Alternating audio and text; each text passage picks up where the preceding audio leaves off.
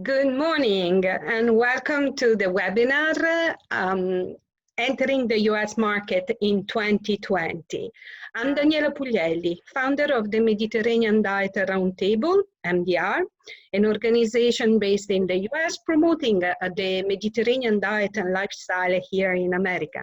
We're here with a group of leading experts in their reciprocal fields. I thank all of you for lending your expertise today to our audience.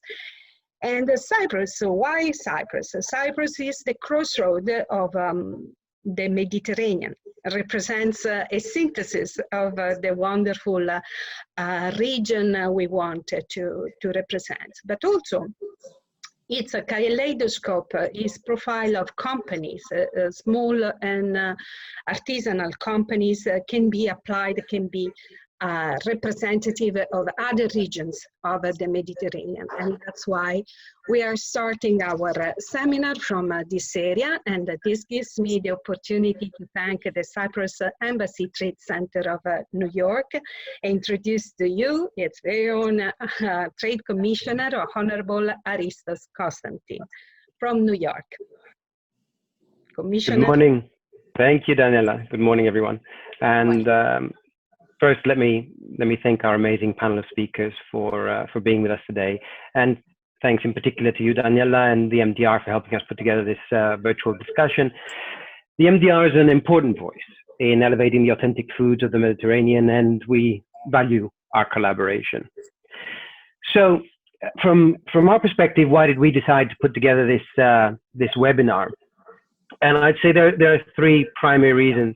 Firstly, the pandemic, as everyone is aware, has shifted consumer patterns and behaviors, and it's dramatically impacted food service and other sales channels, all of which have a trickle-down effect on imports, for better or for worse, and that's something that we need to understand and take into account. Secondly, we've noticed an increase in Cyprus producers reaching out with interest in entering the US market, and we felt that this would be an effective way to provide something of a holistic insight into the market, its challenges and opportunities. And I'm very confident that our group of panelists is going to do an amazing job in giving us that in-depth view. And lastly, but perhaps most importantly, is the fact that even though Cyprus, with one of the lowest infection rates in the world, largely due to the timely and responsible measures taken, has so far avoided to a significant degree the health implications of the pandemic, we are not immune to the economic impact. Like many of our neighbors in the Mediterranean, tourism makes up a significant part of our economy, and the downturn in this sector is going to take its toll, without doubt. And although efforts are being made to try to minimize the impact, the harsh reality is that it's going to take time to fully recover. But this crisis also presents an opportunity. If not an opportunity, it requires that we make the effort to diversify and strengthen our economy and to start to generate employment and growth in other sectors. And I believe that the agricultural sector is one of these areas, and it has significant potential to drive growth and job creation and possibly absorb some of the fallout. And part of the way to assist that sector in realizing its potential is to try to increase exports, right? It's the name of the game. So in the past few years, Cyprus exports have seen healthy growth, in particular within Europe and the UK, as well as other regional markets. And this has also been true of exports to the US, but perhaps to a lesser degree, and certainly in fewer categories. And there are many reasons for that. And I'm sure we're going to touch on some of them throughout the discussion. For one, in the US, we don't enjoy the benefits of, or the degree of product awareness for Cypriot products that we do elsewhere. And on the other hand, the size and sophistication of this market is also a challenge for small and medium producers to tackle. And I think at this stage, it's important to provide some perspective, at least for our viewers in the Mediterranean or in Cyprus. The US is the largest single economy in the world by far. It has a nominal GDP of $22 trillion. Just to give you scale, the second largest, which is China, is at 14 trillion. But more importantly, it also has one of the highest levels of per capita purchasing power in the world. I think this is always a nice note that I like to make, because it really does bring home the point. New York State alone, at 1.7 trillion, if it were a country, it would be the 10th largest country in the world, on a par with the size of Canada or Russia. That's what we're talking about when we talk about the US market. And a good comparison, actually, is comparing it to the size of the EU economy. The 27 countries combined in the EU are about 18 trillion, right?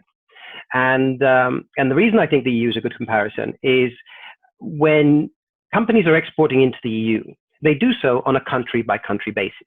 Yeah, you don't say you don't one size fits all. You are cognizant of the differences between the German market and the French market, or the UK market.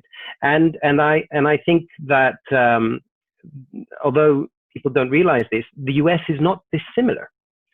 You have 50 states, and each of those 50 states is different, not just in terms of state legislature and other obstacles of that nature, but it's different they're different in their styles, in their tastes, in their demographics, and so it's not an easy market by any means.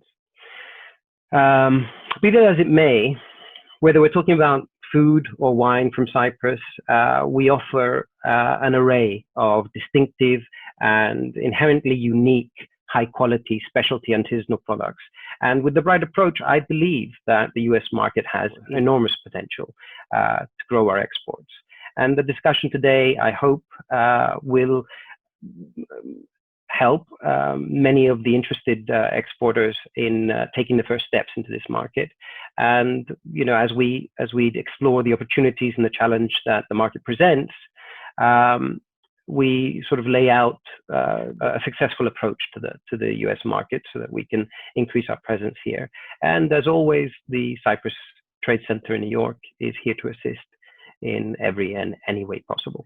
Thank you, Commissioner Aristos Constantin. And we can start with the framework, right? To import in this market, you need to somehow qualify your company. And that's the spirit of our next presentation with Bob Bauer, President of the American Food Industries. Okay, well, thank you, Danny. My pleasure to be here. And I'm the president of the Food Import Trade Association here in the United States. So as Danny said, 1,000+ companies around the world are members, US importers, and we actually have more members who are outside of the country who are shipping product into the United States. We're the voice for the industry, and we help to educate. We focus on complying. But I'm going to quickly go over the Bioterrorism Act, because you have to register your facilities here. Food Safety Modernization Act, which is huge. I get a lot of questions on geographic indicators. I'm going to talk about some labeling changes and tariffs. So when this Food Safety Modernization Act that I'll talk about was passed, it included a provision where you have to renew every 2 years. And that renewal period is October 1 to December 31st in even numbered years, so we're coming up on that. They collect more information, it seems, with each renewal cycle. Last time around, U.S. entities had to have a DUNS number. DUN is Dun & Bradstreet. It's a financial firm. It's been around, well, in our country forever. But the DUNS number now is going to be required of foreign entities as well. You want to beat the rush on that. It's free if you use this link I'm talking about, this link that's on my slide. A quick question about the Dun & Bradstreet number. Is it necessary also for wine companies or just for food companies, cosmetics? Anybody who needs an FDA registration needs that Dun & Bradstreet? Yes. Yes, it is going to be anybody who's required to register on the food side of things. Cosmetics may be a different type of registration. Through this one, Food and Wine, any beverages. Beverages are included within the definition of wine. I have to spend some time on the Food Safety Modernization Act. All right, it's the biggest change to U.S. food law in 70 plus years. There are 7 major rules within FSMA. Each of them takes a couple hundred pages to describe. That's how big this whole thing is.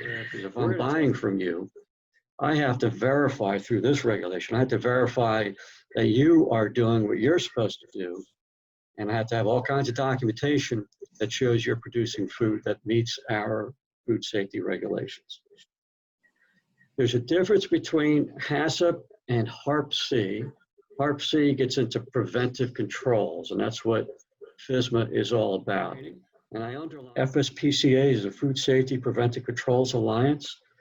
It was created by FDA and it's funded by FDA, and it's a public-private partnership to develop training for FSMA-related items. So I was on the task force for this organization that put the importer training together, and I give it all the time. You, as producers, would want to go to, you can just Google FSPCA. When you get to the homepage, there's a spot to search for training. And it's offered remotely, just like we're doing today. It's in person, it's a combination of, and it's in all different languages. So you can, okay. So I'm buying from you. I have records that I need to keep because, as I said, FDA is going to inspect me sometimes. Because by inspecting me, they're kind of inspecting you. So anything where I had the little asterisk, the little star next to it, is where I'm probably going to get from you. Your hazard analysis talks about the risk posed by the food. So that will be information I get from you. But I have to evaluate you. I have to approve you. I have to have a documentation that shows what my approval process is. I have to make sure I only buy from approved suppliers, and I have to have a document that shows that. I have to determine the verification steps that we're going to take to make sure your food is safe. And second, relationships are more important than ever. I need to know more about you than I ever have, even if I've been doing business with you for 3 generations. I understand a lot of companies on this session are smaller entities, but there's a definition here of a small foreign supplier. An average of $1 million or less in sales over the past 3 years. That's worldwide, any related companies. If you fall into that category, you are what's called a qualified facility. You qualify for a partial exemption. If a company is already FDA registered, do they have to apply ex novo, renew, start all over the process according to this new regulation? They're going to have to renew beginning October 1st.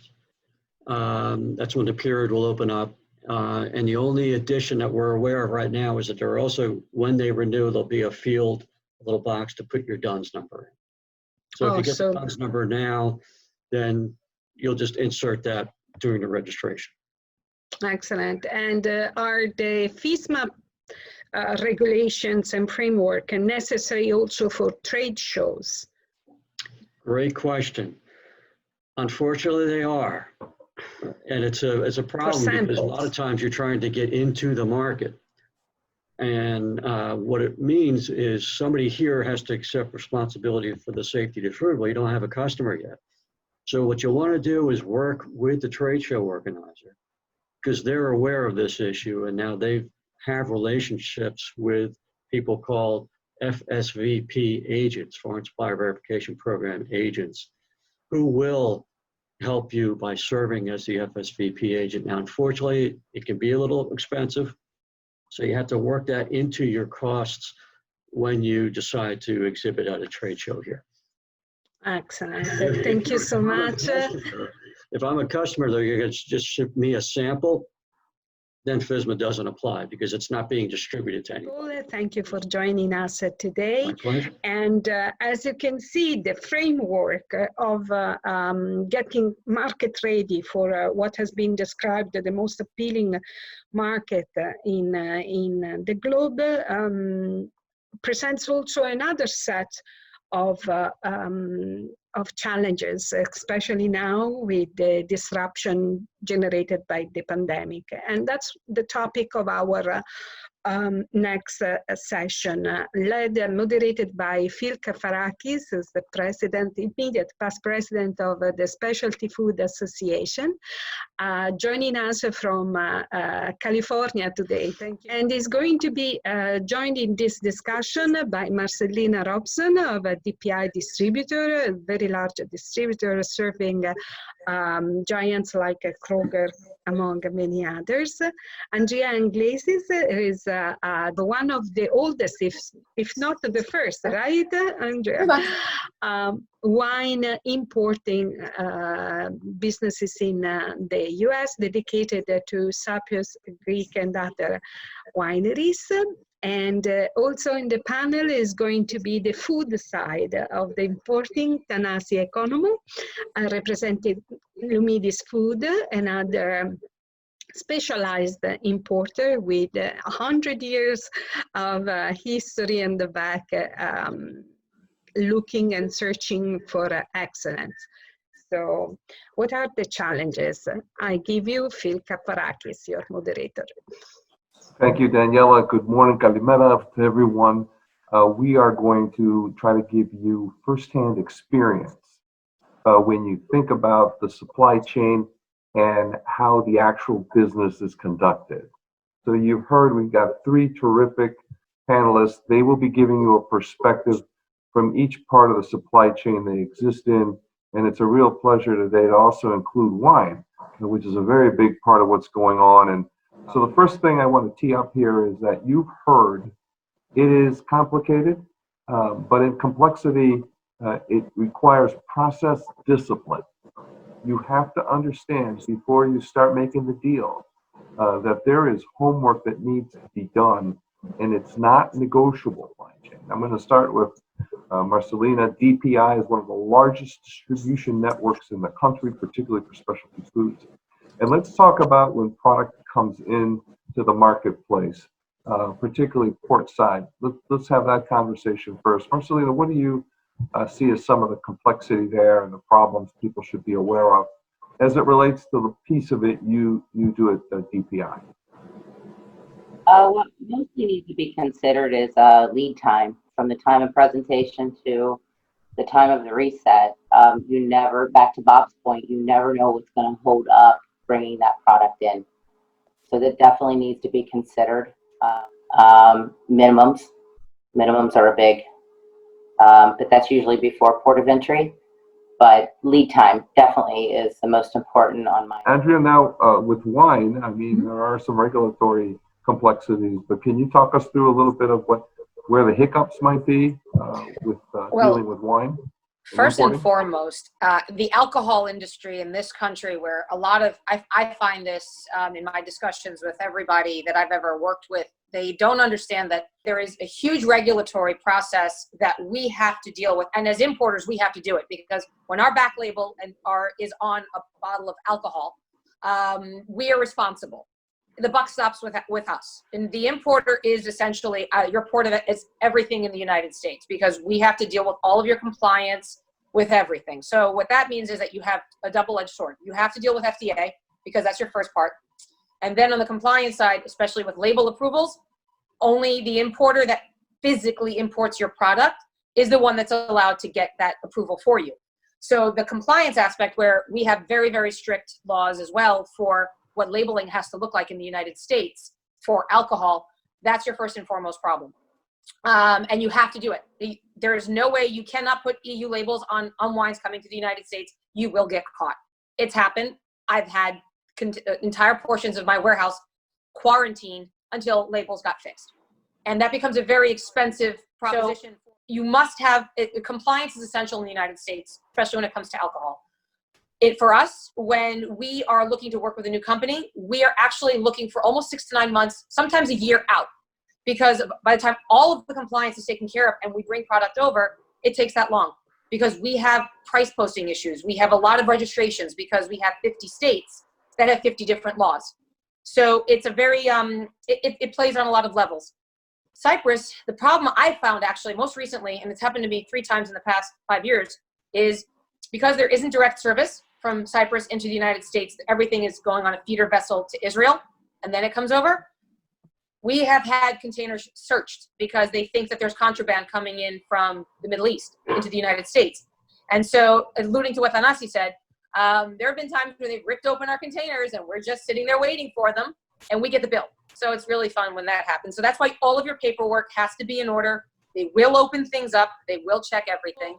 It's better to take your time to research than it is to jump in and say, I'll figure it out later.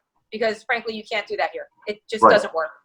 So with the wine side of this thing, it comes with somebody's expertise like yours before I decide that I'm going to go try to get my wine into, Ruth Chris Steakhouse. So you can't. It's a 3-tier system in the United States. Well, so there's a 3-tier system for alcohol sales in the United States. What that means is, especially I'm talking about imported products, and this is on the wine side, and the alcohol side. Again, alcohol can be beer, wine, or spirits. Okay. You have an importer. The importer is a licensed individual that brings your product physically into the country. We're the first point of contact. We maintain licenses and registrations in however many states we work with distributors. We have to then sell your product to the distributor, who then sells it to the retailer. Right. ABC Winery in Limassol cannot just send their product over and think they're going to get it into a store. It does not work that way. Sure. And a very important point to note is that pricing, by the time things get here, and you have a lot of touches in this country, and I'm not even going to the point when we start talking about tariffs, because that could throw a whole other wrench into the game. Products will probably increase. The price will triple by the time it gets to the end consumer. So when people see a product that's €5 a bottle, and they think, maybe we'll sell for $8 on the shelf. No, it's usually around $15 to $20. By the time you factor in your the foreign exchange and all of the steps that happen as well. So it becomes very expensive very quickly. And that's where people don't tend to realize that. And so that's why you have to be very mindful of the process. So what are you looking to do? And you have to really manage your expectations accordingly. Because if people tell you, I can sell a 40-foot container, thousands of cases, no problem. I've never done it personally with somebody I just start with. And it's something where you have to be really cautious with your expectations. So process disciplines, we talked about the game plan going into the marketplace. Those are very important components. Thanasi, we're in the market now. You got us.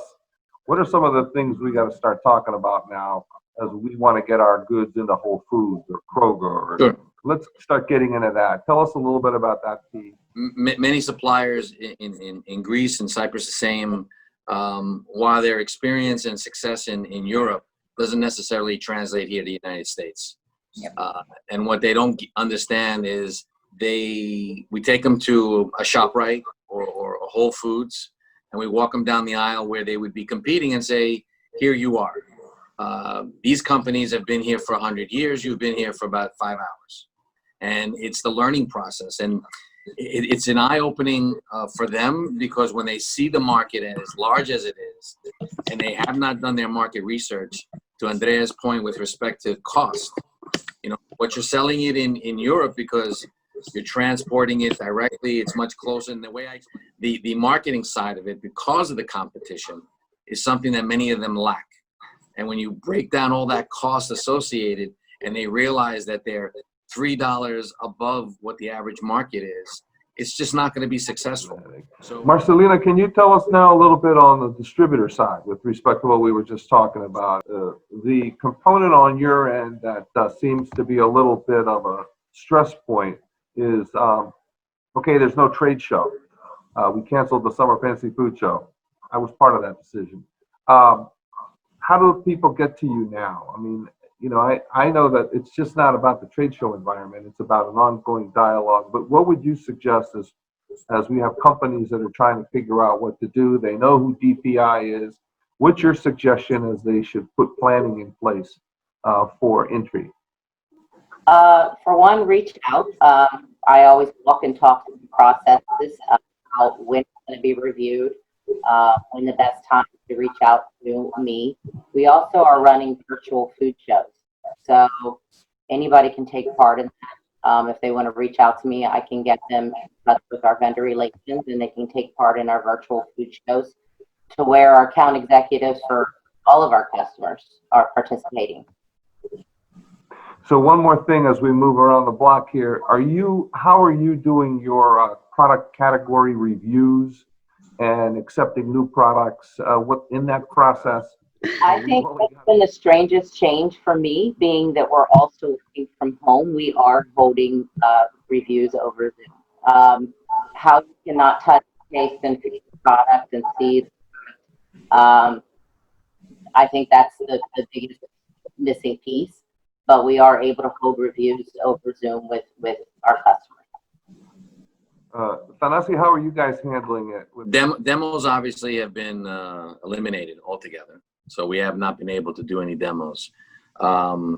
We are now beginning to have face-to-face meetings where we're able to supply the procurement officers or the chefs for large organizations to do samplings.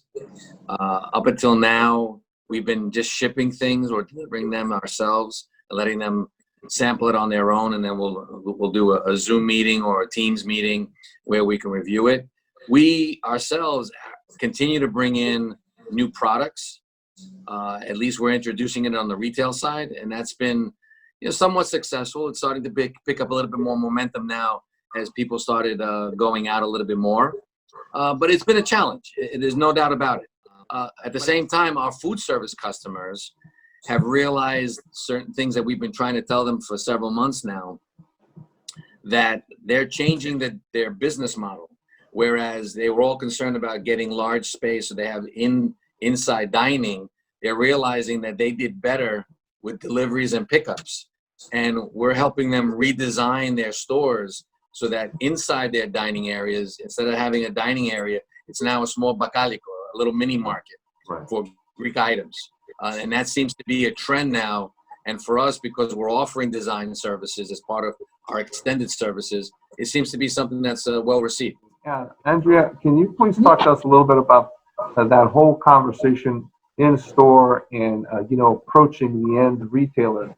It seems the research I have and what we've been talking about is wine and liquor sales, alcohol sales in this country have boomed.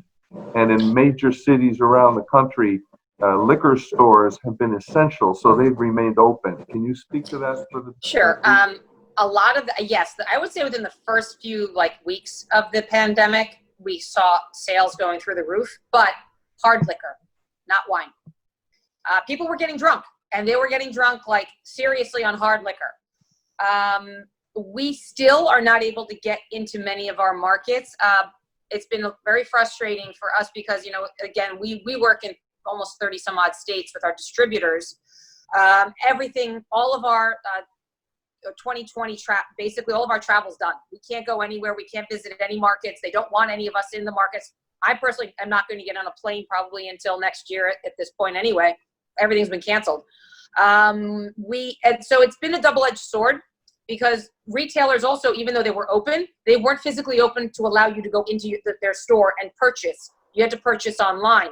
So that goes back to the education of the consumer where they were buying what they knew. They were not in the beginning until the retailers started to realize, oh, let me do these wine clubs. Let me do these packages of 3, 6 wines and send them to my customers. They were just on autopilot. As you were saying, I only need to buy what I know, and I'm not ready to buy anything else. But once people started to branch out, we started to see more opportunities with our distributors who had relationships with wine clubs, getting wines that way. And of course, we really had to do a cataclysmic shift, even with our customers, because Cypriot and Greek products on alcohol tend to be very restaurant driven. Well, we don't have restaurants. People aren't going out. What are we going to do? So it took people, we literally overnight, I went and got a hold of all of my suppliers and said, you need to figure out your online presence. I need POS, I need digital information. I need to get this out to people so we can present virtually. We went through a lot of expense to try to ship samples to people in the beginning to every place that we were legally able to do so. But now things are coming back, but it's still coming back primarily retail. And restaurants are very, like for example, here in New York, they are not allowing in-store, in-person dining, except everything's outdoors. This is not going to be an easy time. So the rest of the next few months are going to be very difficult. Like I said, people don't allow me into a store yet. There's very few people that are able or comfortable yet with a salesperson going in and sitting with them. At this point, what you're reading, the tea leaves you're reading are, you've got to know what's happening before you get here. You have to understand and spend money and invest in the communication that comes with that, with people in the marketplace. And I'm sure Mike will talk to you a little bit about the consumer trends and the things that are happening. I'm going to end the session with one real fast round with each one of our panelists. What is the one piece of advice? If there's one thing I'm going to do, and I'm a Cypriot company and you've scared the bejesus out of me now, I don't know if I'm going to come to America or not. What should I do as I rethink my strategy? Let's go to Andrea first, then we'll go to Thanasi, and Marcelina can wrap it up for us. I would say take your time, research importers, because it's like a marriage. It can end up being 20, 30 years together. Like for example, we've worked with Chakas now for over almost 10 years, but it took a lot of blood, sweat, and tears to get there. And it's a relationship that it's a two-way street, and you need to be comfortable with who you're going to work with. Sure.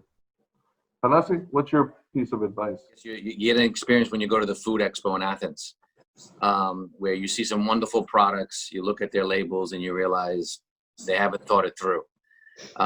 Some of the companies that we've spoken to, even the smaller ones, they listen to the advice that you give them. We've passed on consultants for labeling. We've discussed it with them. They've taken the time and made the investment.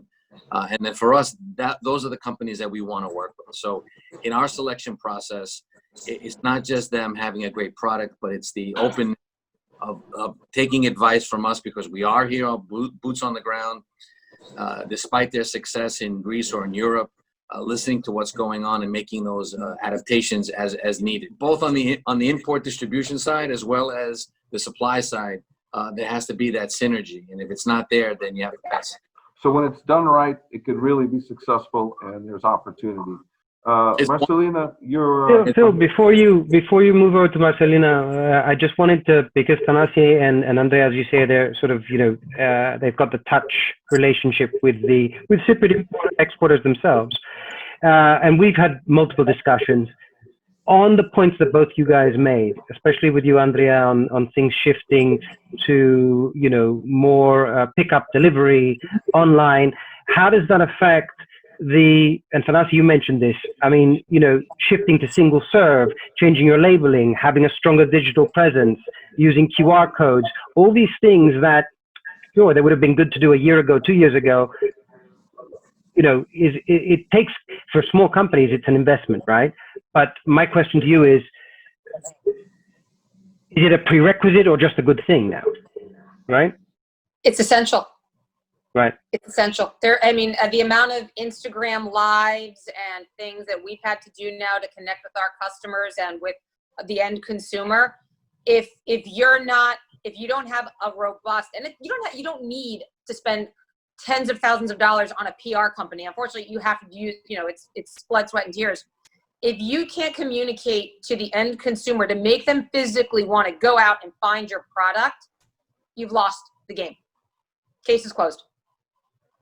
That's a very important component of a marketing plan, a strategy, and yes, it takes years of doing that. So again, I think that's another session, but it is a topic of conversation that should be had in companies' boardrooms. Are you really prepared, and do you have a plan? Is what we keep going back to. What's your plan? Is it going to sell all of America? Are you going to sell one zip code? Do you have one customer? What is needed? The other thing we haven't touched, and I think it's another conversation, is technology and how you leverage social media, omni-channel environments, marketing components where you are creating your brand disciples, people that care about your brand and are going to go look for it. So there's a lot of dynamics there. You're absolutely right, and I think we mentioned it, and I mentioned it perhaps briefly in my introductory remarks.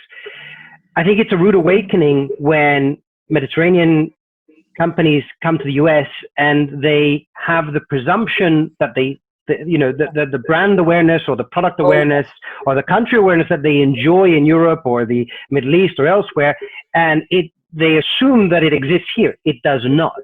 So the work that you need to put in, people pick up your product, they have no clue what it is. You have to tell them what it is.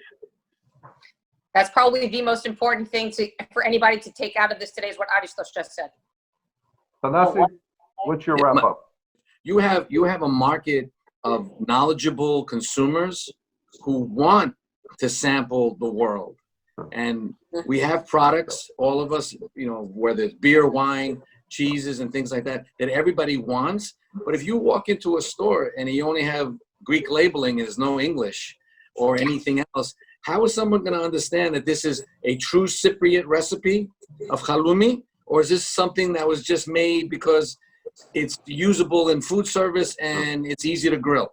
Information that's required before you get in the marketplace. I think Mike's going to talk to that. Okay, Marcelina, close it up for us. DPI, multi-billion-dollar trend, distribution opportunities. People want to know who you are. Where do they get a hold of you? They want to send you all their stuff. What's the one piece of advice you give everybody as they get excited about the U.S. marketplace? By the time it comes to me and I'm presenting to my customer, it has to be ready for the shelf, ready for the U.S. shelf. The biggest pickup is once they get in and get approved before the reset, the vendor wants to change or rebrand the product before the reset. That is a big no-no. The biggest no-no. So once you present, you don't change until at least 6 months after the reset. You have to get the product changed. Okay. We get now to the third part of our presentation, and it's with Mike Costio from Chicago. Thank you, Mike. He's already positioned to start his presentation, and we're going to learn about the trends in this market before and after this pandemic and what you should be aware of. Mike. Thank you so much, Daniela. So my name is Mike Costio, and I work for a market research firm called Data Central. We are based in Chicago, and my kind of silly marketing title at the company is Trendologist. It basically just means it's my job at the company to stay on top of early stage trends. So we tend to stay 5 to 10 years ahead of trends at the company, and then we work with our clients on what the trends are going to be. We work with major retailers, what should be on their retail shelves. We work with distributors, what should they be distributing. We work with suppliers, manufacturers, and then a lot of what we do is food service. So we work with food service brands about what they should put on the menu. So Data Central, we are located in Chicago, which is kind of the center of the food research universe for the United States. All of our competitors are here as well. This is our office that I probably won't see until next year. And if you're not in the United States right now, it's almost hard to explain, just how in the thick of it we still are. We haven't hit our peak yet. We keep seeing numbers go up every single day. And a lot of the clients that we were working with that we thought, we'd kind of be back to normal by the fall, and, we can kind of get back to some of those projects that we were thinking about are kind of moving to 2021 right now. So today I'm just going to talk about some of that research that we've done over the past few months that gives you an idea of what's happening in the American market. And then I think we'll talk a little bit about too, the long-term implications of some of this research as well. And so just to give you an idea of, what the American consumer is thinking right now. So we've been asking about every week since early March, are you avoiding eating out? Are you going out to eat? But you can see there's about half the country right now that is still avoiding eating out. This is down from the peak. I believe it was about June that we hit the peak, where almost 70% of American consumers said that they were avoiding eating out in any capacity. They just weren't going out to eat at all. So we also looked at, sales declines across every segment, and it's huge, just huge numbers. The college and university segment, you can see on the right-hand side there, an 85% decline in their sales. At the end of the spring semester, they pretty much sent all the students home, but there is not a segment that hasn't been negatively impacted. And it's also impacting, what operators are buying as well. So There's not a single category that food service operators saying they're not buying less of right now. If sales are down, just don't have to buy as much. But there are particular categories that they're buying less of, in a larger capacity. One being fresh items, which really makes the most sense. Over half of U.S. operators are saying they're buying less fresh items. You just don't want to take a chance on something that's going to spoil. You don't know what your sales are going to be. You don't know if you're going to have to close down again. So these are the things that operators are purchasing more of. And then, are those categories where they feel like they're a little bit more shelf stable, or that they could keep them in the freezer. So if they have to close down again, they're going to be good for a long time. So there is a bit of a difference between restaurants and what we call on-site categories. On-site tends to be called non-commercial by a lot of other companies. But you can see here too, what matters to operators as they're purchasing. And this is operators, so this is not consumer data. And of course, number one right now is price. Sales are down for everybody. They don't have as much money to work with. But price can mean a lot of things as well. We're seeing a lot of operators, which we'll talk a little bit about in a minute, that don't have the staffing capacity that they used to have. And so actually some of those, options that for them may have taken more, chefs to actually put together. If they're a convenience product, maybe they're a little bit more expensive, but they don't have to pay for, another chef on staff. And so it's actually, kind of that value added proposition. So just thinking about, the value of your product and what it means to the end buyer. Food and beverage, let's just talk about, how it's really impacted the foods and beverages that both consumers and operators are seeking out. So, when this first started in early March, that's when we did our first survey. And we asked US consumers, what are you looking to eat right now? And it was a lot of comfort foods. The number one food that US consumers were looking for was pizza, which is no surprise. Pizza's been America's favorite food since we've been researching it. It scores off the charts whenever we test it. But they are getting a little bit tired of pizza, actually. So we asked this more recently, what are you looking forward to now? You've been at home for a few months, possibly your state's opening up and you get to go out to eat. And it is a little bit different. So at the top there's Mexican food, but just under that is seafood. And, seafood's a real opportunity because US consumers tend not to make seafood dishes at home as often, and they don't order them for delivery. They don't really trust that seafood can be delivered very well. So that is an opportunity as restaurants start to open back up, particularly for Mediterranean producers. We did ask consumers, what will you sacrifice during this? Are there some kind of basics that you absolutely have to have? And are there things that you're not really, willing to go without? And so the things that they say they'll pay a higher price for as opposed to going without it are dairy products. So that's the number one category where they say we absolutely have to have dairy products in our house: milk, cheese, eggs, butter. So if you do work with halloumi, maybe that's a great opportunity for you. So we asked US consumers, what matters most to you if you consider a product to be authentic? Is it the actual recipe? Is it, the recipe has to be exactly like the recipe that you would find in the home country? Is it the preparation method? So it has to be prepared in the same way that it's prepared in the home country. Is it the ingredients? It has to be those same ingredients. Or is it the chef? It has to be prepared by somebody from that country. And so, I think a lot of people tend to think it's that prep method, or maybe it's the person making it. But actually it's ingredients. So ingredients really matter most to US consumers if they're going to consider a product to be authentic. And that is particularly true for younger consumers. So this is a real opportunity as consumers are making that switch, and they do want those, interesting global products, particularly younger consumers. They do want to see those authentic ingredients in those items. And, when we see something happen with younger consumers, it means that, this is going to be a trend that's with us for a long time. The number of operators that plan to reduce the number of items on their menu are quite high. It does vary from segment to segment, but right now we just do see a lot of operators saying, we have a reduced staff, we have reduced sales, and so we're just not going to have those huge menus that we used to have in the past. We had seen this menu reduction actually happening across the industry even before the pandemic, but it's really sped up. So what that means for a lot of products that producers are purchasing is that they have to do double duty. They want products that can be used in a wide variety of items. months. And now we see consumers, they are gaining a little bit of weight. I myself have put on a few pounds while I've been home. And so, they are making healthier decisions again. They're, purchasing things for their family. They want to be responsible for the health of their family. And the number one concern for them now is trying to strengthen their immune system. So typically it's losing weight, but right now strengthening their immune system is very important to the American consumer. And actually over half of American consumers right now say that they wish immunity boosting foods and ingredients were an option at every single place that they go out to eat at. And the things that they consider to be immunity boosting, the number one category, and this is a real opportunity for the Mediterranean marketplace, is citrus fruits. Those are absolutely considered the number one immunity boosters. Actually, a number of the brands that we've been working with are trying to get their hands on as many citrus-based products as possible, particularly in K through 12, so the elementary through high school segments, as well as C&U operators, colleges and universities.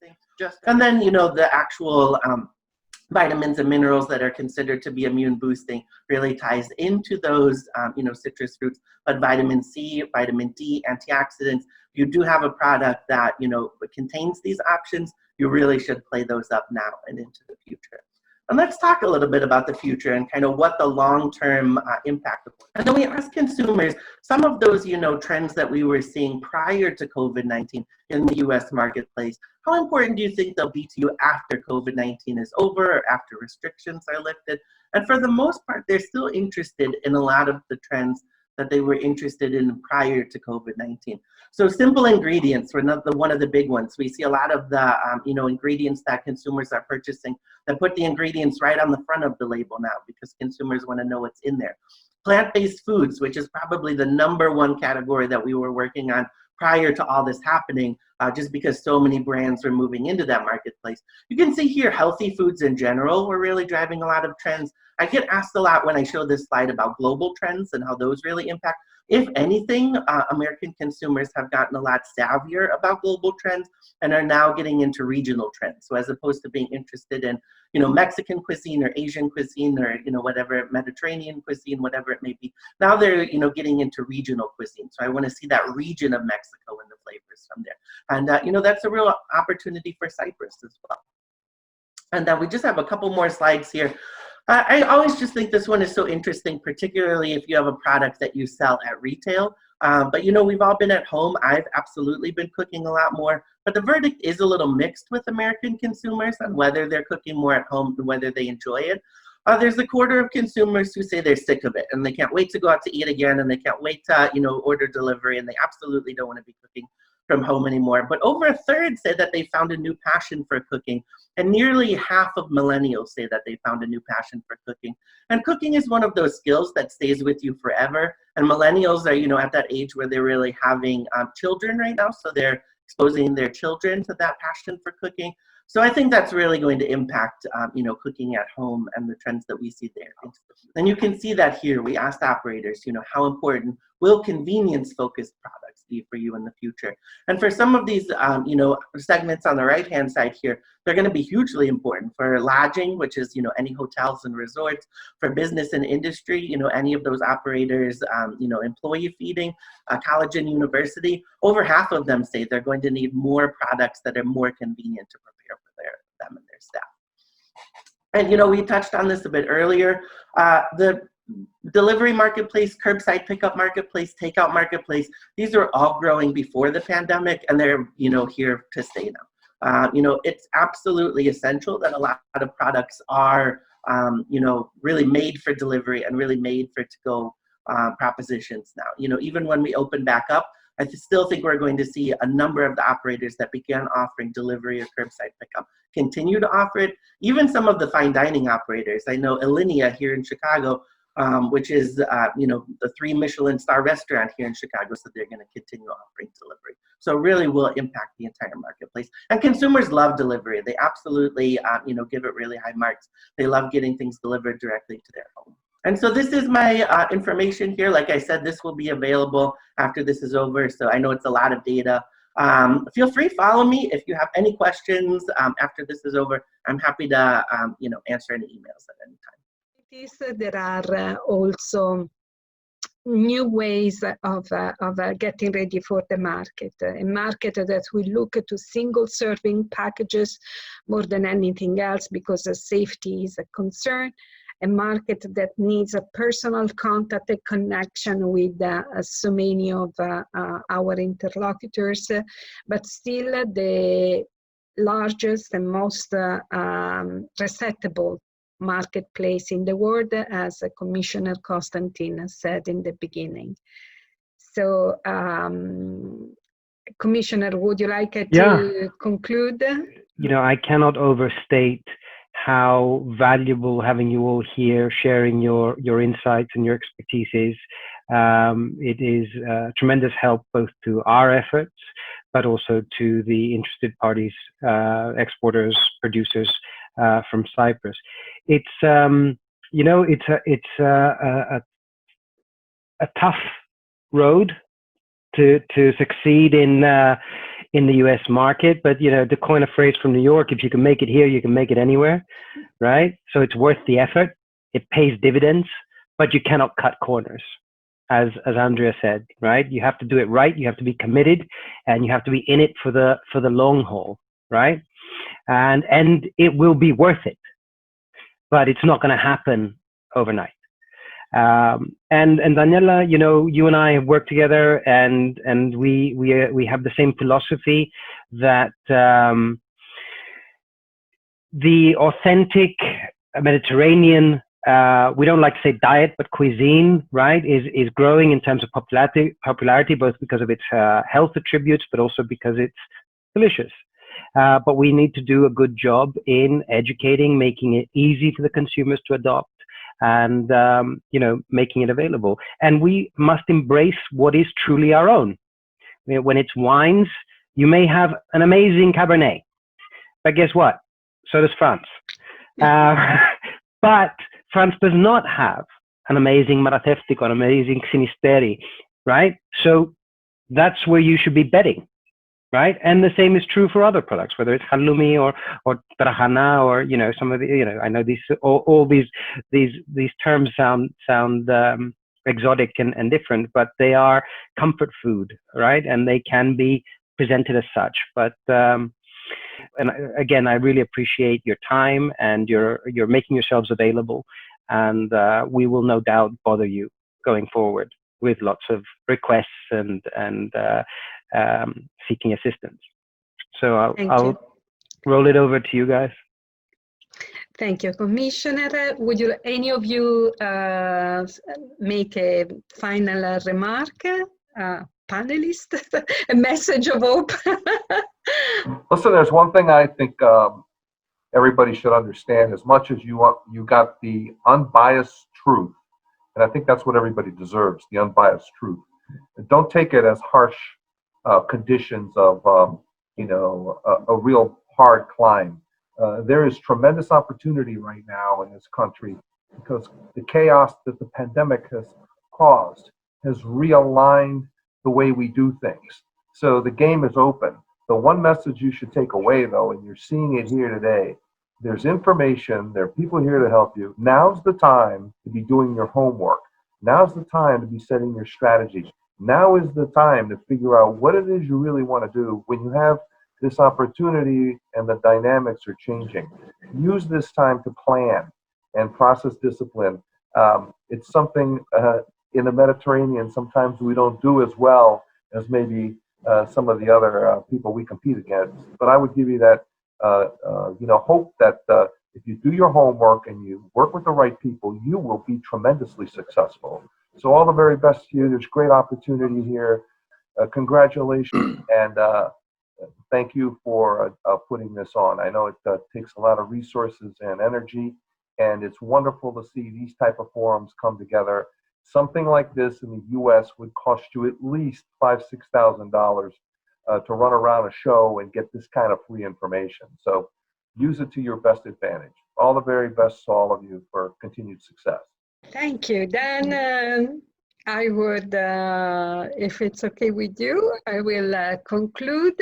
As NDR, we are going to follow up with all the registered attendees, and we're going to provide with the contact information of our panelists today and the presentations. So I hope you enjoyed and you've learned something valuable for your business. And from Boston to Chicago to New York to New Jersey to Palm Springs, California, thank you to all of our panelists for joining us today.